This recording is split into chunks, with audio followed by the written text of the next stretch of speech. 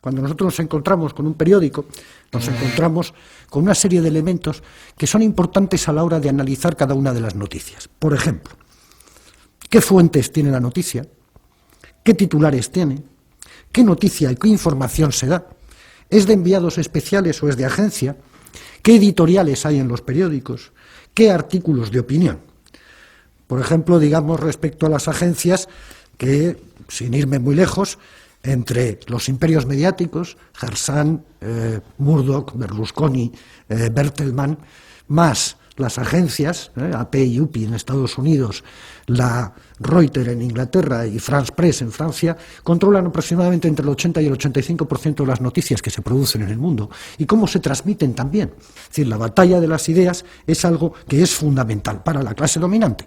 El poder, la propiedad de los medios de comunicación, tanto sean televisión como prensa, es fundamental. ¿Por qué? Porque a través de ello se traduce la ideología, las ideas de la gente. Piensen ustedes siempre que lo que no se publica o no se mete no existe. Por lo tanto, si yo controlo los medios de comunicación y no te doy la voz a ti, evidentemente tú no sabe nadie que existes, y como nadie sabe que existes, tus ideas no llegan, y como tus ideas no llegan, tú no estás. Hay otra cosa que me interesa mucho también, el doble lenguaje, que se está empezando a utilizar y que se lleva utilizando ya durante mucho tiempo. ¿Cómo cambiamos el lenguaje? Fuerzas de paz, aliados, fuerzas de paz, aliados, operación quirúrgica, daños colaterales. Todas estas frases, palabras bonitas, que nos alejan de la realidad, que nos hacen fácil el decir que, bueno, han matado unos soldados nuestros, no importa, son daños colaterales. Tú ten en cuenta que el periodista trabaja para la empresa, no para el público, trabaja para la empresa. Y la empresa le exige no solo rendimientos, sino una determinada forma ideológica. Y si no, te echo. No hay que tener en cuenta que los medios de comunicación trabajen por separado. Nuestro documento nacional de identidad, nuestro número de identificación fiscal, nuestra seguridad social, nuestras cuentas en los bancos, las tarjetas y los cruces de datos nos hacen prácticamente permeables y transparentes para el poder. Por otra parte, los controles que se establecen sobre los ciudadanos son cada vez mayores, los controles en aeropuertos, preguntas, datos de pasajeros, copias de ordenadores, escáneres que desnudan, visados electrónicos. Por otra parte, las bases de datos de ADN, por otros lados, los sistemas de videovigilancia, por otra parte, el espionaje en Internet, por otra parte, las escuchas ilegales, las escuchas en el trabajo, como por ejemplo en 1998, que en Alemania el Parlamento alemán aceptó una ley en la que se permitía a la policía, sin ningún tipo de cuestión judicial, poder poner micrófonos en las casas privadas, o bien los sistemas de represión posteriores, como es evidentemente la policía. En este sistema opresivo del ciudadano, en el que va desde la estructura social a la estructura económica y desde ahí a la vigilancia estricta de cada uno de nosotros, entra la cuestión del monopolio del discurso. Las técnicas modernas, las técnicas actuales, permiten maximizar de alguna manera el efecto retórico de las palabras, y los gestos de los políticos multiplican su efecto y su impacto.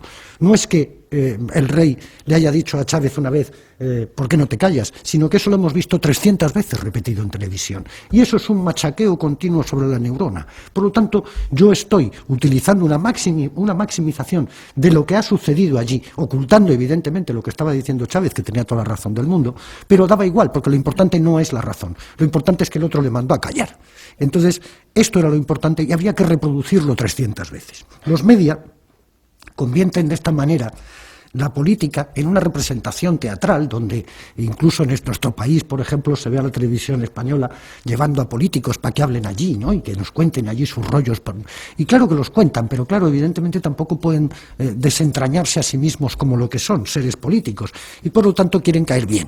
Y como quieren caer bien, tienen que manipular de alguna forma la escena teatral que se les presenta.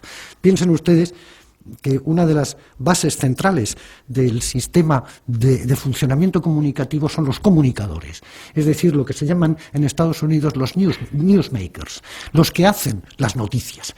Es Hermida con aquella voz, que aquella onda, es los periodistas que te cuentan una cosa mientras cruzan las piernas elegantemente, es un tipo de funcionamiento en el cual tú estás más atento a la representación teatral que a lo que realmente se te está contando. Porque cuando uno echa una mirada a la prensa española, sobre todo a la prensa escrita, se da cuenta de que es inútil hacer un análisis sobre el ABC o la razón, porque es todo tan desmesuradamente fascista que sin duda alguna no permite un esquema. Pero en cambio hay otros periódicos, como El País, que se las tiran de liberales, de progresistas, y sin embargo la van cayendo en cada una. En una de ellas titulaba muy solemnemente Chávez utiliza gases lacrimógenos contra los manifestantes. Y tú dices, bueno, esto lo veo yo aquí en España cada 2 por 3 y no es ningún tipo de problema. Veo como zurran y aquí no pasa nada. O no podemos pedirle al País que haga unas grandes noticias de izquierda porque no lo es.